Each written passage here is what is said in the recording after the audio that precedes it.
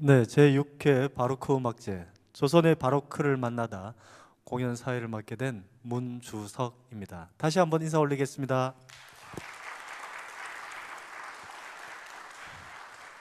네, 제목에서 조선과 바로크라고 하는 약간 이질적이면서 또는 묘한 어울림이다 이렇게 생각이 들 만한 요소들을 가지고 음악회를 준비했는데요. 아마 그 둘의 상관성의 비밀이 뭔지 아마 오늘의 공연을 보면서 하나씩 이해하는 순서가 되지 않을까 싶습니다. 바로크는 서양 음악에서 또는 회화에서 시대사적인 흐름을 바로크 양식, 바로크 시대 이렇게 구분을 하는데요. 그 이전에 르네상스 시대가 있었죠.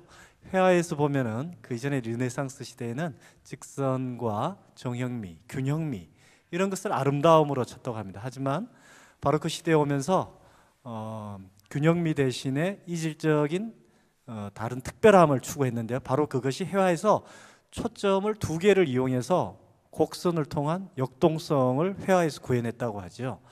그렇기 때문에 정형적인 직선의 미를 추구했던 사람들의 입장에서 보면은 바로크, 즉 일그러진 진주라는 뜻이 있는데요. 뭔가 불편한 또는 일그러져 있지만은 진주의 아름다움이 숨어 있는 그런 것이 아닌가 하는 것이 바로 바로크의 의미가 아닌가 생각을 해봅니다. 그러한 바로크의 의미가 우리 음악에도 담겨 있는데요. 바로 별곡이라고 하는 곡입니다. 전통의 원형에서 조금 다른 일그러진 모습 또는 재해석의 모습이 바로 별스러운 곡, 별다른 곡, 특별한 곡이라는 의미를 담겨 있는데요. 도돌이부터 영산, 해상 그리고 천년만세까지 새로운 조합으로 연주할 때마다 다른 느낌의 강흥이 이루어집니다. 그래서 연주하는 방식이 한 4가지 정도 되는데요. 연주자에 따라서 또는 악기의 구성에 따라서 다양한 모습으로 나타난 곡이 바로 별다른 곡, 별곡입니다. 오늘 프로그램을 받아보시면 아시겠지만 딱 2곡만 연주합니다.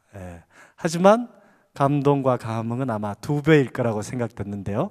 첫 번째 그 감동의 무대를 열어줄 다인악계의 별곡 따뜻한 박수로 청해 듣도록 하겠습니다.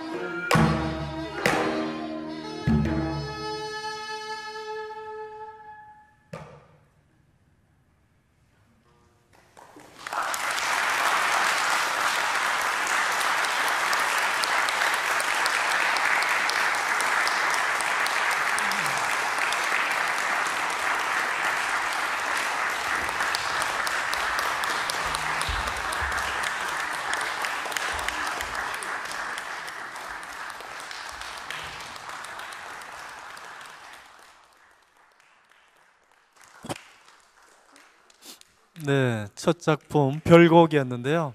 사실 별곡을 무대에서 온전히 이렇게 연주할 수 있는 기회가 흔하지 않습니다. 다시 말하면 이런 감상의 기회가 자주 없다는 뜻이겠죠. 네, 관객 여러분들께서도 한치의 흐트럼 없이 미동조차 안 하시고 무대에 집중해 주시는 모습이신 거죠. 예. 네, 조금 긴 호흡의 음악이었습니다. 요즘에 우리 음악 호흡을 본다면 사실 어떻게 보면 지루하고 따분할 수도 있지만은 옛사람들은 이러한 긴 호흡을 통해서 여백과 풍류와 그러한 멋을 추구했습니다. 요즘 또 우리가 여백과 긴 호흡 이런 것들을 피부로 실감하고 있죠. 예, 코로나로 인해서 우리가 사람이 떠난 자리에 공기가 맑아지고 또 해외 외신에서는 심지어 동식물이 특히 동물들이 주택까지 내려와서 사람이 없는 곳 빈자리를 채웠다 이런 얘기들도 들리는데요. 그만큼 이런 긴 호흡에서 느껴지는 에너지가 남다르지 않나, 특별하지 않나. 그래서 이 별곡의 그 음악의 의미가 함축적인 것이 아닌가 이런 생각을 해봤습니다. 무대에는 무대를 세팅하기 위해서 빈자리입니다만은 아마 들어가면서도 연주자들은 잠시 힘들었을 텐입니다. 그리고 우리가 긴 시간 같이 관객 여러분들도 감상해 주시나 집중해 주시나 수고하셨는데요. 우리 모두를 위해서 박수 한번 치고 시작할까요?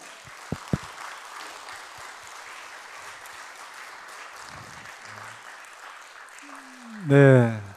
오늘의 주제가 아마 바로크입니다. 바로크는 17세기, 18세기의 기간을 두고 양식이 발달해 왔는데요.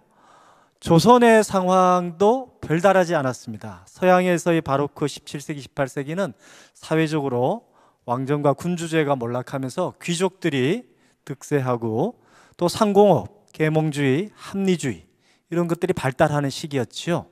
조선에서도 양대 전란이 끝나고 실학이 융성하면서 청나라와의 상공업이 발달함에 따라서 중인계층이라고 하는 문화예술을 지원할 수 있는 그러한 사람들이 등장하게 되었습니다.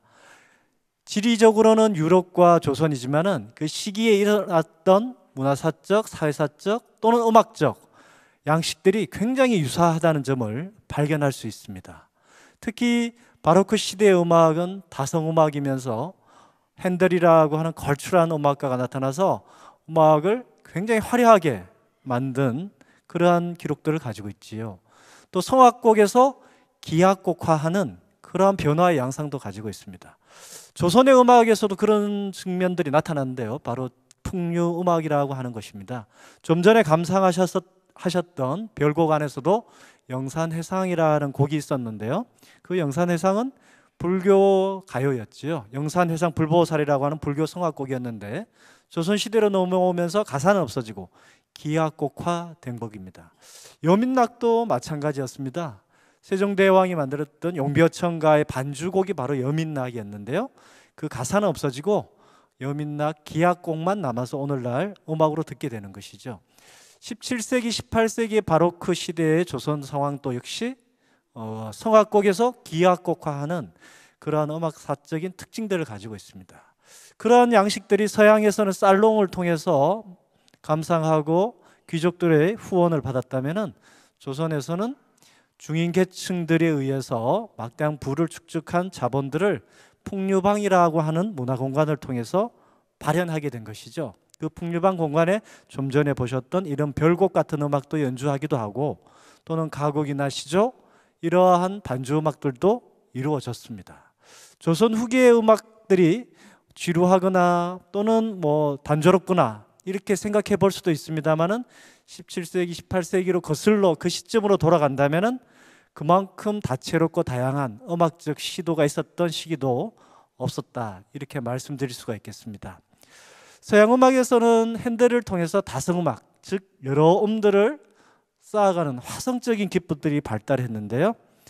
우리나라 조선에서는 음을 쌓아가지 않고 음과 음을 연결하는 음의 이동에 대해서 관심을 가졌습니다. 그것이 이제 선율적인 특징으로 나타나는데요. 그 대표적인 곡이 바로 이후에 들으실 빛가락 정읍에 포함되는 수제천이라고 하는 곡입니다. 수제천이라고 하는 곡은 역사를 거슬러 올라가면 백제 시대까지 거슬러 올라갑니다. 백제의 정읍사라고 하는 노래의 기원을 가지고 있는데요. 수제천을 또 다른 말로는 빛가락 정읍 이렇게 얘기하는데요. 그 정읍이 바로 정읍사를 의미하는 것이죠. 이 정읍사가 신라 시대의 또 처용과 관련된 설화를 가지고 있고요.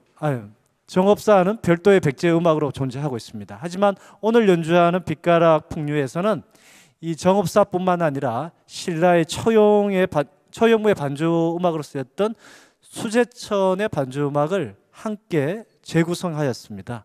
그리고 조선 시대에서는 이 처용무가 오방처용무로 해서 5사람이 나와서 춤추는 양식으로 고착화되는데요. 그 반주 음악이 바로 좀 전에 말씀드렸던 수제천이 쓰이고 있습니다.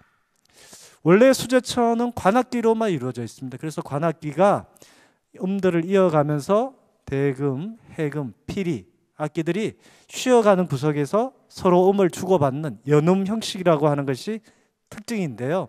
이 연결하는 아까 말씀드렸던 선율을 이어가는 특징이 바로 수제천의 음악적 양식의 특징입니다. 이러한 것들이 17세기에 본격적으로 나타나기 시작했다는 것이죠. 오늘 연주에서는 빛가락 풍류라고 하는 곡목을 붙였습니다. 좀 전에 말씀드렸던 정읍사의 기원 또 초용무의 반주 음악들을 이 빛가락이라고 하는 풍류에 녹여서 새롭게 구성했는데요. 그 반주에 초용무가 등장합니다. 5명에 추는 것이 정상적입니다만 오늘 특별히 1인 무용수가 초용무를 선보일 텐데요. 신라 초용무의 기원이 초용이 혼자 신라 서라벌을 밤들이 노리다가 돌아와서 집안을 살펴보니 다리가 4개이더라. 하지만 내 것이 아니구나 하면서 춤을 췄다는 설화가 있지요. 그 1인무의 처용 설화를 한번 가늠해 볼 수 있는 혼자 추는 처용무를 감상하실 텐데요. 이 무대도 아마 굉장히 특별한 좀처럼 보기 힘든 무대가 아닌가 싶습니다. 무용에는 김윤미님께서 수고해 주실 텐데요. 빛가락 풍류 어떤 모습으로 펼쳐질지 사뭇 기대가 됩니다. 궁금하고 기대가 되시는 만큼 큰 박수로 청해 듣도록 하겠습니다.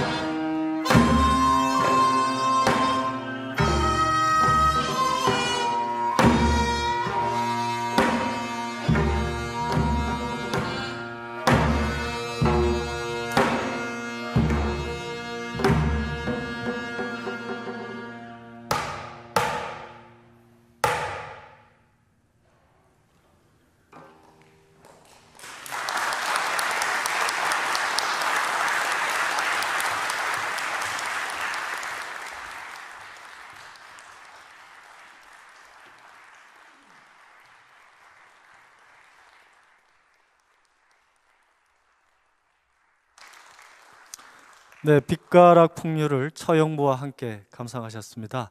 조선과 바로크의 얘기를 서두에 했었는데요. 아마 바로크 시대의 그 전통의 새로운 재해석 또는 문화를 비틀어 보는 새로운 시각의 관점이 바로 우리 조선시대 풍류에도 맞닿아 있는 것이 아닌가 합니다. 이러한 전통의 새로운 재해석을 늘 시도하고 있는 연주단체가 바로 오늘 연주해준 다이애나케인데요. 다이애나케를 위해서 다시 한번 따뜻한 박수 부탁드리겠습니다.